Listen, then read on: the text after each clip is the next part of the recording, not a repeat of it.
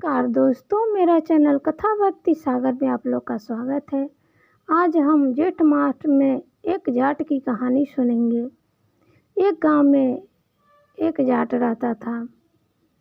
उसकी पत्नी मैके गई थी, तो जाट उसको वापस लेने जा रहा था। अपना नया नया कपड़ा एकदम पहन के निकला घर से। तो जब वो जा रहा था रास्ते में, तो जंगल के रास्ते से जाना था। जब जा रहा था तो एक गाय माता को देखा कि तालाब के अंदर है। गाय माता को बहुत प्यास लगी थी। जेठ का महीना है ही, धूप गर्मी तपिश। वो पानी पीने के लिए अंदर घुसी तालाब में और इतना पानी पी लिया कब उनसे निकला नहीं जा रहा था। तब गाय माता ने जाट से कहा कि हे मनुष्य, मुझे इस नदी तालाब से निकाल दो। जाट ने कहा, मन में सोचा, मैं इन्हें निकालने के लिए घुसूंगा तो मेरे सारे कपड़े ख़राब हो जाएंगे। मैं ख़राब कपड़े में कैसे ससुराल जाऊंगा। उन्होंने कहा कि मैं अपनी पत्नी को लाने जा रहा हूँ, मैं आपको नहीं निकाल सकता हूँ। तब गाय माता ने क्रोधित होकर कहा कि तुम मुझे नहीं निकालोगे तो तुम्हें श्राप लगेगा। 12 घंटे के बाद तुम गधा के रूप में हो जाओगे।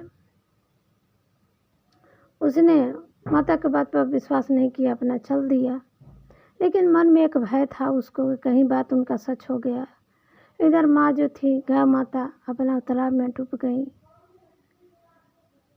जब वो ससुराल गया अपनी पत्नी को लाने के लिए, तो बहुत सास ससुर उसके बोले कि आज रुक जाइए रुक जाइए, लेकिन वो रुकने का नाम नहीं ले रहा था। लास्ट में उसने अपनी पत्नी से सारी बात बताई कि मुझे ऐसे ऐसे गौ माता ने श्राप दिया है, अगर मैं सच में यहाँ गधा बन गया तो बहुत बेइज्जती होगी। पत्नी ने उसके बात को समझा और वापस आ गई अपने घर। सच में 12 घंटा बीतने के बाद वो जाट जो था गधा बन गया। अब वही घर में कमाने वाला था। अब उसकी पत्नी क्या करे, घर में कुछ खाने पीने के लिए भी अनाज नहीं था, कुछ नहीं था। फिर वो अपना मेहनत मजदूरी करने के लिए निकल गई। गधे को रोज़ साथ में ले जाती, लेकिन उस पे सामान न ढोती, खुद सारा सिर पे रख के सामान अपना जो भी मजदूरी करती अपने सिर पर ढोती। एक दिन एक आदमी ने पूछा कि बहन ऐसा क्यों करती हो, तुम्हारे पास तो एक गधा है, गधे पर रख दो सामान, अपने सिर पर क्यों ढोती हो। लेकिन जाट की पत्नी ने कुछ उत्तर नहीं दिया। एक दिन राजा के सैनिक ये सारे बातें देखे सुने, तब उन्होंने जाके राजा से बता दिया। फिर राजा ने जाट की पत्नी को बुलाया और पूछा कि आखिर बताओ, तुम्हारे पास गधा रहते हुए गधा पर क्यों नहीं सामान ढोती हो, क्यों अपने सिर पर सामान ढोती हो। तब जो जाट की पत्नी थी सारी बातें राजा से कह सुनाई कि वो मेरा पति है, गधा नहीं है, इसलिए मैं उस पर कोई बोझ नहीं देना चाहती हूँ। ऐसा ऐसा बात है, गाय माता के श्राप से ये गधा बन गए हैं। राजा ने कहा कि ठीक है, तुम चिंता मत करो, मैं इसका उपाय करवाता हूँ। राजा ने अपने दरबार में सभी पंडितों को बुलाया, जो भी उनके दरबार में ज्ञानी पंडित थे। वो ब्राह्मण पंडित लोग उपाय बताएं कि जो 101 बार एकादशी व्रत की होंगी, वो अपना एकादशी व्रत का फल अगर इस गधे को दे देते, मनुष्य के रूप में आ जाएगा। तब राजा ने मुनादी करवा दी अपने राज्य में कि जो स्त्री पुरुष जो भी है 101 व्रत एकादशी का किया है, तो वो अपना फल इस गधे को दे दे, और उसे मैं अपना मन वंचित धन दौलत जो भी मांगेगा मैं दूंगा। बहुत सारी औरतें तो की नहीं थी, कोई कम ही किया था। एक बूढ़ी औरत आई राज्य में, बोली कि महाराज मैंने 101 एकादशी का व्रत किया है।